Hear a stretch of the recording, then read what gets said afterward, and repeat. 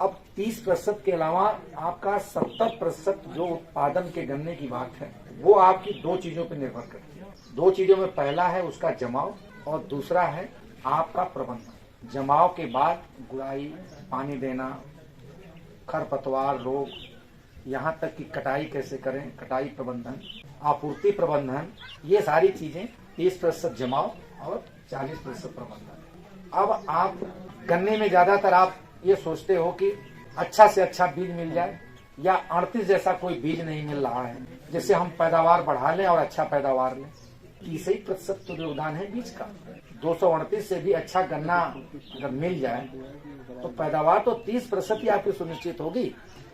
70% तो आपको जमाव लेना है और प्रबंधन करना है। तो केवल ये मत सोचिए कि केवल अच्छा बीज मिल जाए, अच्छी वैरायटी के मिल जाए, 238 जैसा मिल जाए, उससे अच्छा मिल जाए। हम लोग जब चलते हैं रास्ते में ना तो गन्ने के खासकर बेल्ट में देखने से पता चल जाता है, जो फसल खड़ी होती है वो पूरा हम लोग कल्पना कर ले, इमेजिन कर लेते हैं कि इस क्षेत्र का किसान किस लेवल का होगा, किस लेवल का होगा। खेती में जमाव कैसे ज्यादा लें जिससे कि आगे उसका पेड़ी अच्छी आपकी हो, पेड़ी अच्छा मिले। पेड़ी अच्छा ज्यादातर जमाव पर निर्भर।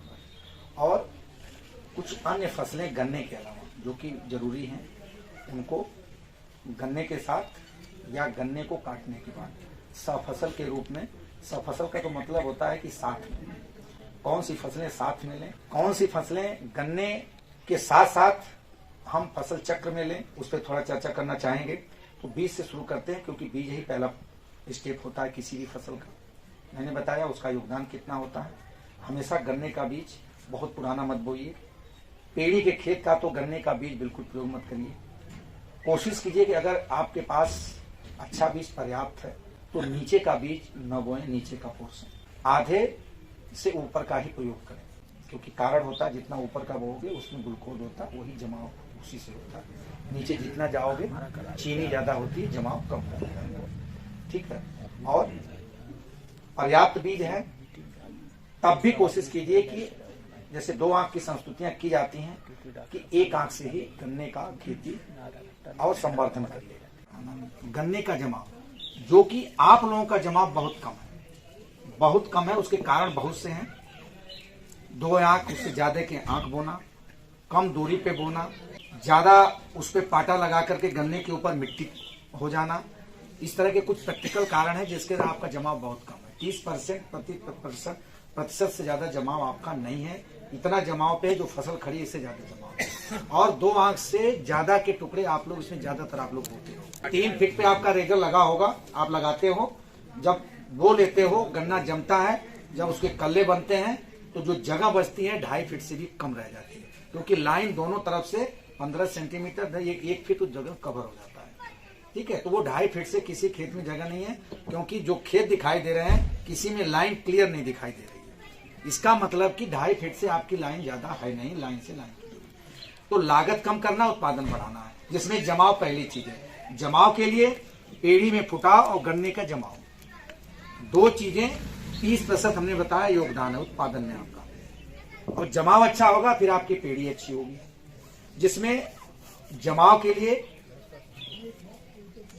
3-4 चीजें हैं, बिल्कुल आप नोट कर लीजिए, याद रखिए। हमेशा ऊपरी पोर्शन की बुआई करिए। 8-10 महीने का गन्ना कोशिश कीजिए कि बोइए और समय से बुआइए। जैसे शरतकालीन का समय गया, इसका समय अक्टूबर तक है। अभी बसंत काल आ रहा है, उसका समय 15 फरवरी से आपका मास तक है। ये असली टाइम गन्ने बोने का है। इसी समय तापक्रम होगा और आपका जमाव अधिक से अधिक आपको मिलेगा। वैसे जितने छोटे आप गन्ने का आंख पोर्शन रखोगे उतना ज्यादा जमाव पाओगे। इसीलिए 1 आंख का जमाव सबसे ज्यादा होता है। 2 आंख का बोगे 50% होगा, 3 आंख का बोगे 33 से 35% होगा। उससे ज्यादा 4 आंख का बोगे वो 30 से नीचे आएगा। कुछ लोग खड़े गन्ने कुण से बुद्धि में बोते हैं, उनका जमाव कितना होता है आप कल्पना कर सकते हो। तो हमने बताया कि लागत भी कम करनी है शुद्ध लाभ के लिए। तो लागत यहीं से आपका जो है कैसे कम होगी शुरू हो जाता है। आप 1 आंख से आप बुआई करोगे तो आपको जो 1 एकड़ में 25-26 कुंटल गन्ना लगता है, 5 से 6 कुंटल में 1 एकड़ की आपकी बुआई। 20 कुंटल गन्ने का दाम आप जोड़ लीजिए, गन्ने के बीज से आपके फिर उस गन्ने को बोओगे एक आंख से, जमाव भी ज्यादा होगा, उससे पल्ले भी ज्यादा निकलेंगे और अंत में उससे उत्पादन भी ज्यादा होगा, क्योंकि मिल युक्त गन्ने अच्छे बनेंगे। तो समय से बोइए, हमेशा गन्ने का आधा से ऊपरी भाग बोइए, 8-10 महीने का बोइए, और गन्ने के बीज को उपचार करके अवश्य, उसमें कतई लापरवाही न करिए। और गन्ना जमीन से अगर कट गया बीज का तो 72 घंटे के अंदर उसको मिट्टी में जाना चाहिए आंख को। अगर 72 घंटे से देरी हुई, होता है ना गन्ना दूर से ला रहे हैं, कहीं हफ्तों लग गए, 72 घंटे के बाद जमाव का प्रतिशत कम होता जाएगा, क्योंकि 72 घंटे में वो आंख जैसे संपर्क में आती है वो फूट जाती है ना, और ज्यादा फुटा होगा 72 घंटे के अंदर उस आंख का। जितना आप डिले करोगे वो या तो आंख रुक जाएगी या तो जमेगी भी, तो बहुत देर जमेगी, और देर से जमने में कभी कभी आंख खराब हो जाती है, फिर जमती है। तो 72 घंटे। इसी तरह से पेड़ी प्रबंधन यहीं पे बता दूं आपको, 1 हफ्ते का समय होता है। गन्ना सप्लाई आपने किया, 1 हफ्ते के अंदर प्रबंधन नहीं किए, आपको जो है अधिक से अधिक फुटाव नहीं मिलेगा। केवल किस्म पे मत जाइए कि केवल किस्म मिल जाए तो हम गन्ने की पैदावार 80 कुंटल 38 टन लेने लगे। तो लागत में पहला चीज है बीज को बचाइए और टेक्नोलॉजी तकनीकी को अपनाइए। अब जब हम तकनीकी की बात करेंगे तो सबसे प्रमुख चीज है गन्ने की बुआई की विधि क्या है। आपकी जो विधि है बहुत पुरानी विधि, उससे कुछ नहीं होना। अब जो किस्में हैं न तो उनकी पूरी जड़ें बनेगी, न वो गन्ना हाइट लेगा, न उसमें वजन आएगा। हमारी जितनी किस्में हैं जो आपके सामने हैं, जो आप लोग जानते हो, या इस किताब में जो मिला है, लिखा है चीनी कितनी होनी चाहिए, वजन कितना होना चाहिए, उपज कितनी होनी चाहिए, हाइट कितनी होनी चाहिए, कल्ले निकलते हैं कि नहीं, पेड़ी होगी कि नहीं, ये सारी टेस्ट करके गन्ना आयुक्त महोदय वैरायटी निकालते हैं। ये असंभव है कि आपके खेत पे आकर के 14 कोई वैरायटी वो जो है आधी हाइट की हो जाए। इसका मतलब आपका प्रबंधन ठीक नहीं है, कहीं न कहीं आपके प्रबंधन में कमी है। चाहे वो टाइम जो उसकी बुआई का समय है वो आप पालन नहीं कर रहे हो, या उचित गहराई चाहिए वो पालन है, या उसमें पोषक तत्व कब कितना देना है वो आप पालन नहीं हो रहा है। किसी भी किस्म की हाइट कम नहीं है, वजन कम नहीं है। अभी पीछे से दादा आके उठ के कहे कि क्या सारी वैरायटी मिल जाएगी। गन्ने की दुनिया और गन्ने का सिस्टम सारी फसलों से बहुत बड़ा सिस्टम है। जब आप अंदर गहराई में जाओगे तो पता चलेगा कि गन्ने की खेती और गन्ने का तंत्र कितना लंबा है। वैज्ञानिक है, चीनी मिल है, प्रशिक्षण में डॉक्टर साहब का पूरा विभाग चलता है, सोसाइटी है, परिषद है, और बताया ना 8 साल में एक वैरायटी निकालते हैं, और उसका बीज अधिक से अधिक 100 कुंटल 150 कुंटल पहली साल होता है हमारे पास। 25 लाख किसान हैं, 25 लाख उत्तर प्रदेश के किसान हैं गन्ने के, और लगभग 23-24 लाख हेक्टेयर एरिया बनी रहती है। इतनी एरिया के लिए 150 कुंटल गन्ना संभव है। हम वैरायटी निकालते हैं 8 साल में, कहते हैं कि जल प्लावन के लिए ये बोइए, ऊसर मिट्टी ये बोइए, सामान्य दशा के लिए ये बोइए, देर की कंडीशन में ये बोइए। पालन करते हो आप लोग? केवल किस्म मिल जाए, सारी किस्म मिल जाए। 118 बो रहे हैं, आपके खेत में 118 ज्यादा दिखाई दे रहा है। ये मोटे पेड़ का पाटा चला रहे हो। डॉक्टर बक्सीराम साहब से पूछिए, जितनी कम मिट्टी रखोगे बोते समय भी, और कल्ले बनते समय जो 3 महीने का समय है, अप्रैल मई जून, कोशिश कीजिए कि उसके जड़ के पास मिट्टी ज्यादा पहुंचे ना, फिर उसमें कल्ले निकलेंगे। उसकी भी पेड़ी वही होगी जो अन्न की है। सारी वैरायटी निकलती है, पेड़ी के लिए भी निकलती है कि 1 साल 2 साल आपकी पेड़ी भी उससे अच्छी होगी। तो ये चीजें हैं जो आप कर सकते हो। बुआई की विधि में 3 साल में आप अपने खेत की एक बार गहरी जुताई अवश्य करें। गहरी जुताई अवश्य करें। 50 कुंटल बीघा से ऊपर पैदावार लेनी है तो गारंटी के साथ कह रहा हूँ, गहरी जुताई 3 साल गन्ने की खेती के लिए जरूरी है। 1 फीट के घेरे में गन्ने का ठूंठ, गन्ने की जड़ें विकसित होती हैं। अब गन्ने का टुकड़ा कम से कम 1 फीट गहरी जुताई आप कर लेते हो तो 20 से 25 सेंटीमीटर के बीच आप बुआई करोगे तो टुकड़ा आपका बुआई हो सकती है। जैसा कि ट्रेंच विधि में कहा जाता है कि 1 फीट ट्रेंच खुलती है लेकिन नहीं खुल पाती है, वो 25 से नीचे ही रहती है। और जो ट्रेंच में गन्ना बोते हैं, कई जगह हम लोग अच्छे ट्रैक्टर, अच्छे ट्रेंचर को देखे हैं तो 20-22 सेंटीमीटर तक अच्छे प्रोग्रेसिव किसान का गहराई हो पाती है। तो गहरी जुताई मतलब आप 1 फीट तक कर लेते हो, 3 साल में एक बार करो, हर साल ना करो।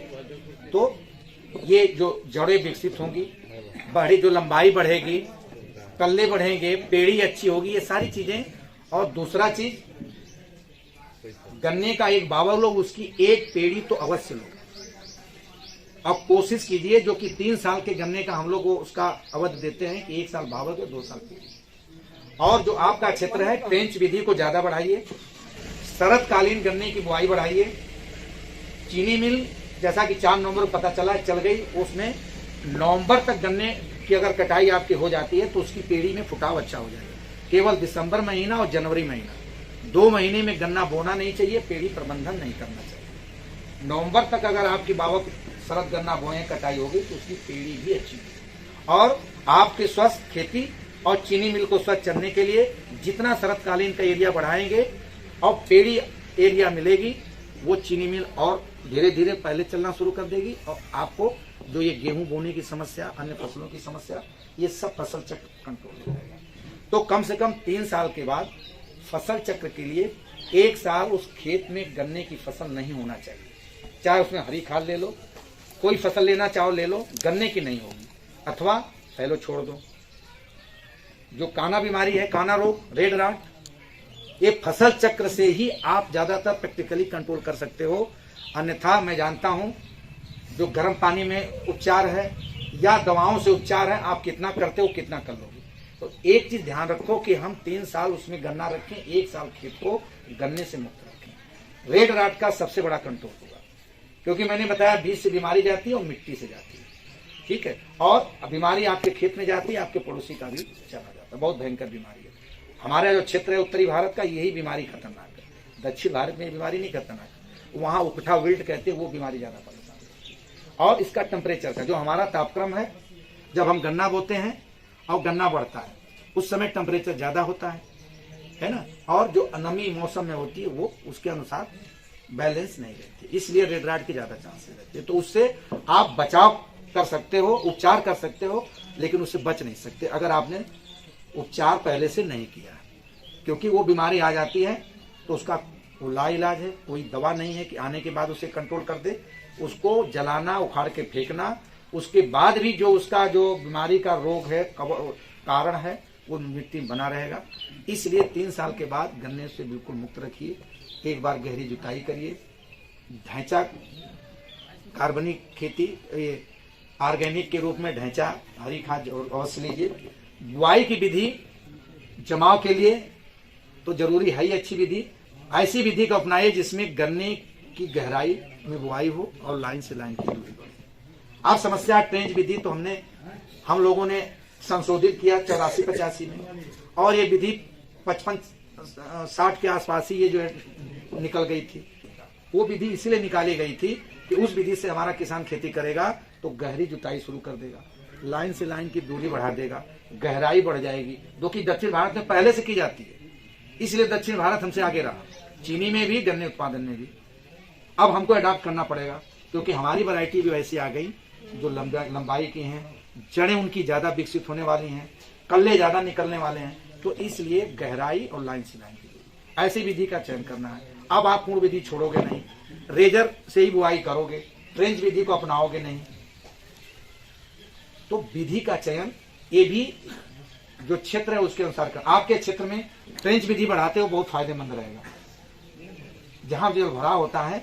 और रिंग पिट विधि एक होती है जो कास्टली, उसमें लागत ज्यादा आती है, लेकिन इस क्षेत्र के लिए वो भी फायदेमंद है। ऊसर मिट्टी हो, जल भरा हो, उसमें रिंग पिट विधि अच्छी है। सामान्य दशा के लिए हम लोग कभी ये रिकमेंड नहीं करते कि रिंग पिट विधि से खेती करो, क्योंकि वो बहुत महंगी विधि है। और पहली साल तो आपको उसमें कल्ले निकलने नहीं देना है गड्ढे में। जितनी आप बोगे उतने गन्ने खड़े रखने, मिल योग गन्ने वही होंगे, उसी के ऊपर निर्भर है। तो सामान्य दशा में रिंग पिट कोई भी किसान न बोए। जहां जल भराव क्षेत्र है, आपका क्षेत्र है, आप ट्रेंच को बढ़ाइए, ट्रेंच विधि से बढ़ाइए और कम से कम 2 पेड़ी लीजिए। दूसरी क्या सावधानी इस क्षेत्र के लिए, जैसे 118 में बताए, कम से मिट्टी पर कल्ले बनते समय हो रहे बुआई के समय। ये हैवी पाटा को जो है बिल्कुल मत चलाइए गन्ने की खेती में, इस पाटे की बिल्कुल जरूरत नहीं, कहीं ढीला नहीं बनेगा। मिट्टी आपकी थोड़ी सी क्ले लोम है, गन्ने के लिए सैंडी लोम बलुई दोमट होती है, ये चिकनी दोमट मिट्टी आती है।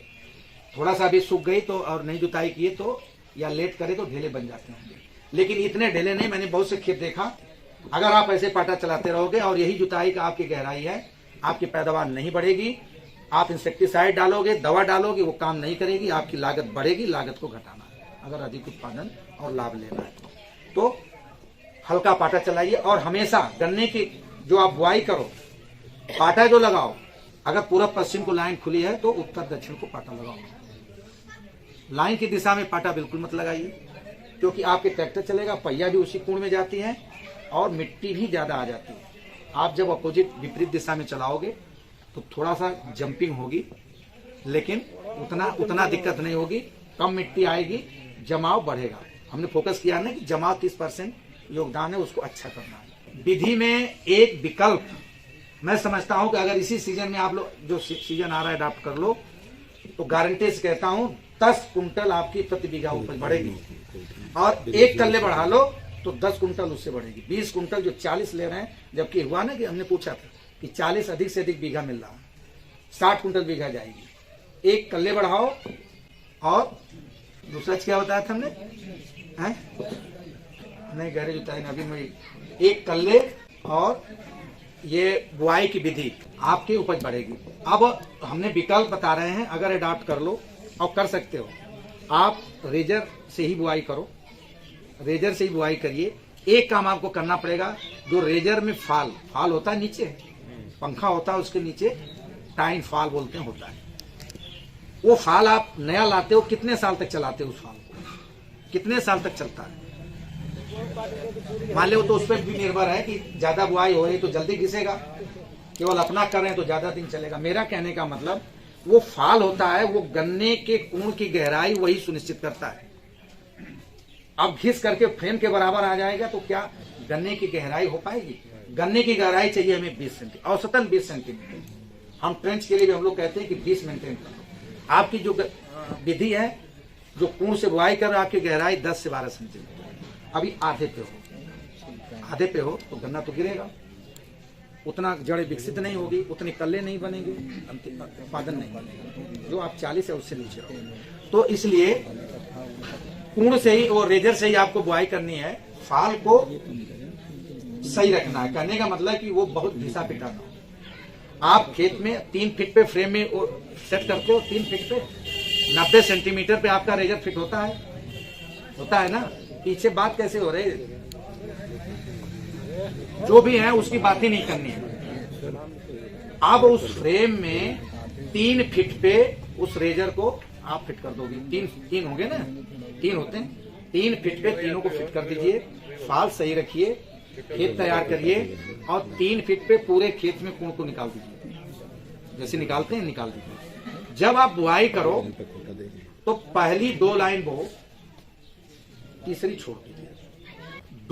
2 नाली बोइए, तीसरी नाली छोड़ दीजिए, फिर 2 नाली बोइए, तीसरी छोड़ दीजिए। जोड़े में जो 2 नाली बोए हैं वो 2 होगा, उसके बीच दूरी आपको 2.25 फीट आप करके देंगे, 2.25 फीट दूरी देंगे। फिर जो एक जोड़ा बनेगा और एक लाइन छोड़ देने से एक नाली, फिर जो एक जोड़ा आएगा उसमें 4-4.25 फीट की दूरी।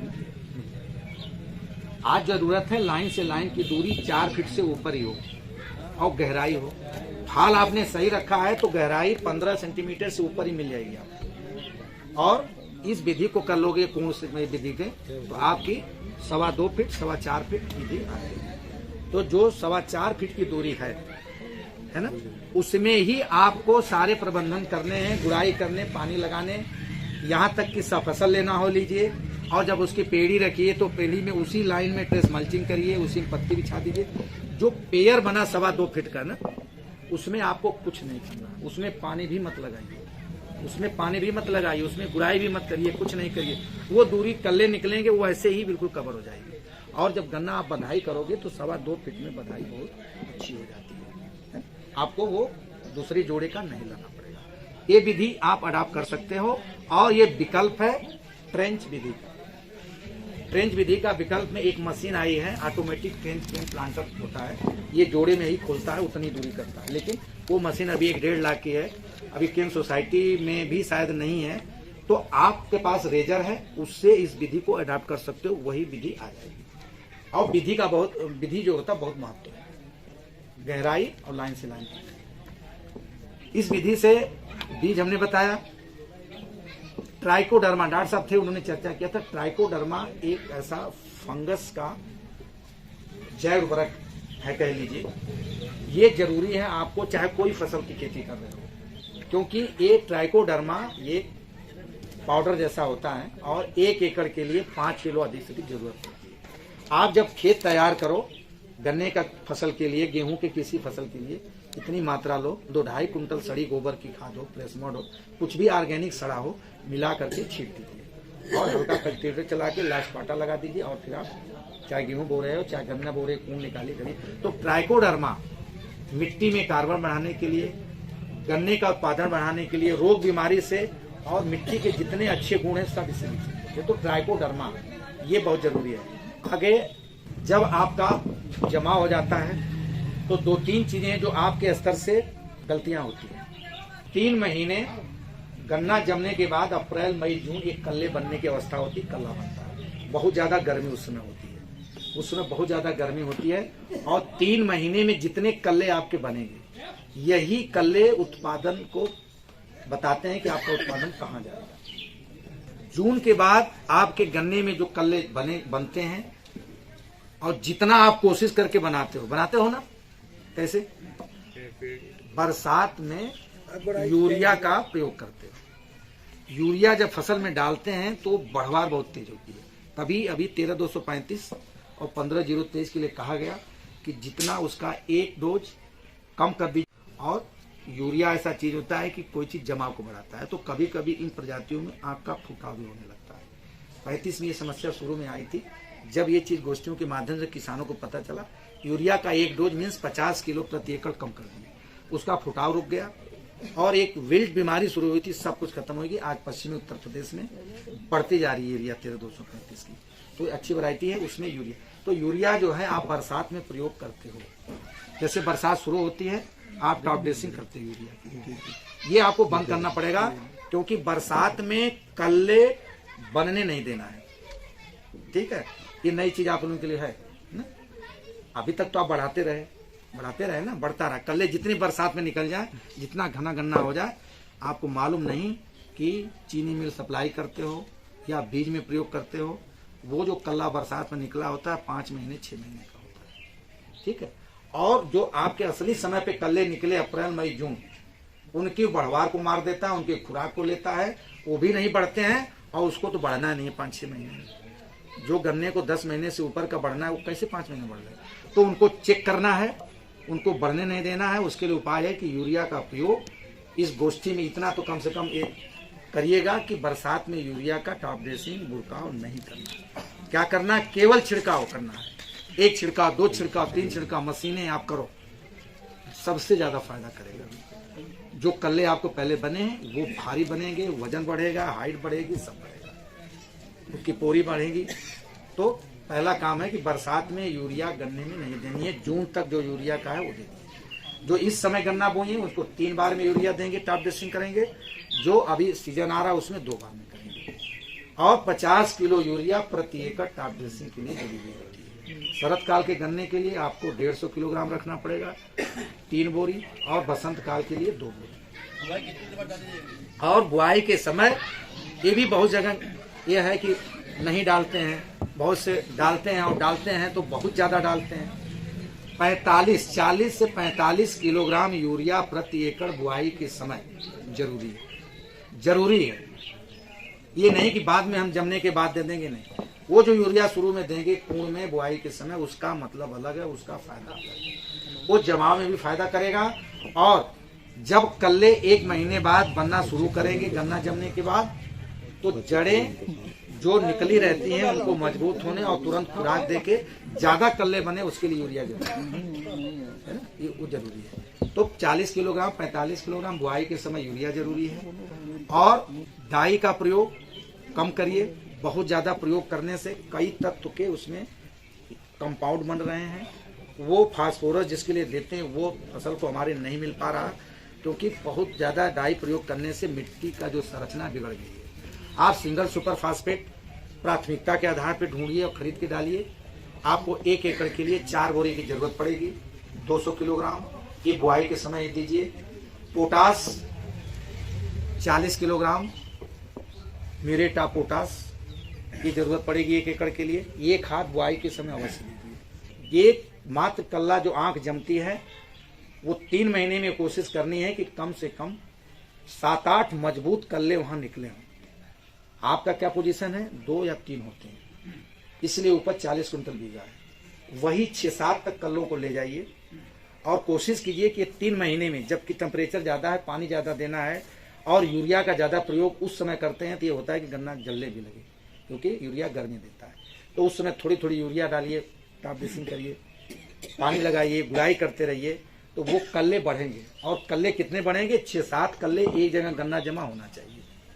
ये अभी से आप देखिएगा, बताया गया 2-3 से आपके ज्यादा नहीं होते, इसलिए उपज पैदावार इस लेवल पे आती है। तो उन कल्लों को बढ़ाना है। गन्ना जमने के बाद कभी कभी होता है कि अभी कम जमा है, छोटा पौधा है, यूरिया हम बाद में दे देंगे, बाद में वही बरसात में ले जाते हो, पूरी बोरी बरसात में आपकी पड़ती है। गन्ना जमे, जैसे इस समय जाड़े वाला थोड़ा टाइम लेता है, 1-आध हफ्ते ज्यादा लेता है, अभी गर्मी वाला जल्दी 25 से 30 दिन में सारा लाइन क्लियर हो जाती है। गन्ना चाहे कुछ 10-5% रह भी गया हो, आपको पहले यूरिया की टॉप ड्रेसिंग 50 किलोग्राम यूरिया प्रति एकड़ डाल देना आवश्यक होता है। पानी लगाइए और डाल दीजिए। ये नहीं देखिए कि अभी पूरा गन्ना जमा नहीं है और छोटा गन्ना है, नहीं, वही अवस्था शुरू हो रही है कल्ले बनने की, उस समय बहुत जरूरी है, उस समय बहुत जरूरी है। 50 किलोग्राम यूरिया आप प्रयोग कर दीजिए। 50 किलोग्राम यूरिया आपका बची हुई है, ये आप, गर्मी बढ़ती जाती है, मई जून, आप 2 बार 3 बार जितना आप डाल सको डालिए। और पानी जो लगाइए, है क्या कि बहुत ज्यादा प्रभाव हमारे गन्ने की फसल पे पानी लगाने से होता है। आप कहोगे कि पानी से क्या नुकसान, आप इतना पानी भर देते हो कि पूरी रात ट्यूबवेल खुला रहता है आपके खेत। पानी इतना लगाइए कि 24 घंटे में ऊपर पानी नहीं दिखाई देना चाहिए, वो सोख ले मिट्टी, और किसी भी फसल में हो। आपको अगर 1 मिनट 2 मिनट अगर सांस रुक जाती है तो क्या स्थिति होती है, तो वो जड़ें हैं, उनको भी हवा चाहिए, इसलिए खेत में ज्यादातर पानी भरा रहेगा तो हवा जो है उसमें अंदर जो जरूरी है वो नहीं पहुंचेगी, जड़ें मरेंगी, सड़ेंगी। तो इसलिए पानी भी कम दीजिए और हल्की हल्की यूरिया दीजिए।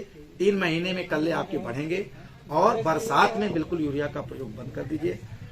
और जुलाई के महीने में, अगस्त के महीने में बढ़वार जैसे बरसात शुरू होती, बहुत तेज होती है गन्ने की, बहुत तेज होती है।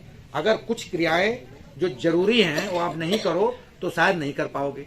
गन्ना या तो इतना बढ़ जाएगा, ट्रैक्टर से उसमें मिट्टी नहीं चढ़ा पाओगे, यहाँ तक कि छिड़काव नहीं कर पाओगे। तो जुलाई और अगस्त महीने में बहुत सावधानी रखिए। इसी महीने में आपको जो कर्षण क्रियाएं गन्ने में जरूरी होती हैं, और यही शुरुआत होती है रोग और कीड़ों के बढ़ने की।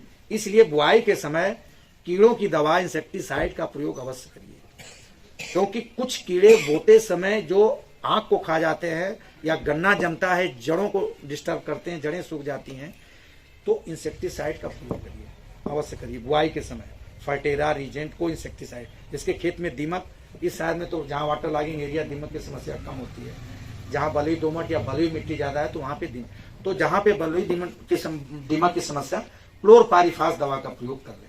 अन्यथा रीजेंट, फर्टेरा एक सामान्य इंसेक्टिसाइड है, सावधानी रखें। जब आप ऊन को ढकने जाइए, उस पर मिट्टी डालने जाइए, मिट्टी तो 5-6 सेंटीमीटर डालना, उसके ठीक आधे घंटे पहले इंसेक्टिसाइड का प्रयोग करिए। ये नहीं कि जो है सब खाद पानी डालें, उसी समय इंसेक्टिसाइड भी डाल दिए, फिर गन्ना बोए, फिर सुबह ढकने आ रहे हैं। आधे घंटे पहले इंसेक्टिसाइड, कीटनाशी का प्रयोग होना चाहिए, अन्यथा 1% भी वो काम नहीं करेगी। जैसे आप मिट्टी के संपर्क में आती हैं, डालते हो, गैस बनना शुरू होती है, वही काम करती है। अगर रात भर डाल के छोड़ दोगे आप, सारी गैस ऊपर उड़ गई, वो गन्ने में कीड़े के लिए, लार्वे कोई काम नहीं करेगी। ये सावधानी रखिए। सबसे पहले खाद उर्वरक प्रयोग करिए, फिर गन्ने का टुकड़ा डालिए, फिर इंसेक्टिसाइड डाल के और ढक दीजिए। कम मिट्टी डालिए, हल्का पाटा लगाइए। 30 दिन पे 60 दिन पे खरपतवार जिनके खेत में आता है, इस एरिया में खरपतवार भी आते होंगे जैसा कि लोकेशन है, 30 दिन 60 दिन सावधान रहिए खरपतवार के लिए। 30 दिन पे तो अवश्य घूम के अपने खेत पे जाइए, भले आप बहुत कम जाते हैं। और 60 दिन, कुछ खेतों में 30 दिन पे बहुत कम खरपतवार उगते हैं, लेकिन उसके बाद वो बढ़ते जाते हैं। तो 60 दिन पे हर तरह के खरपतवार गन्ने के खेत में उगाते हैं। तो उसमें चौड़ी पत्ती वाले होते हैं, सकरी पत्ती वाले, दोनों तरह के होते हैं। अब आपको दोनों तरह के मारने की दवा प्रयोग करनी है, 2,4-D और एट्राजी। सीमा लेंगे। इस तरह की आती हैं। दोनों को मिला करके 60 दिन के ऊपर दिन बाद बुआई के जरूर प्रयोग करिए। 60 दिन के बाद आप प्रयोग करते हो, आपको दवा भी ज्यादा लगेगी, दवा ज्यादा खरपतवार को मार भी ना पाए, और जो गन्ने का, क्योंकि वो कल्ले बनने की अवस्था चल रही है, सारा ध्यान रखना है कि जो हमारे कल्ले हैं प्रभावित ना हो, ज्यादा से ज्यादा बने। 7-8 कल्ले बनाने हैं तो 30 दिन 60 दिन खरपतवार के लिए। बुआई के समय जो उर्वरक देना अवश्य दीजिए, और कभी डाई या पोटास गन्ना बोने के बाद प्रयोग मत करिए। ये आपकी लागत को बढ़ाएगा, फायदा कुछ नहीं करेगा। क्योंकि जब हम जड़ों के पास देते हैं तो 25 से 30% काम आता है, और मिट्टी में फिक्स हो जाता है, और तत्वों के साथ वो फिक्स हो जाता है। तो हमें फिक्स होने से बचाना है। कैसे बचेगा? जब आप अगली फसल पेड़ी का लोगे, उसमें आपको पोटास, डाई, ये सब फास्फोरस, पोटास की खाद पेड़ी में नहीं देना चाहिए।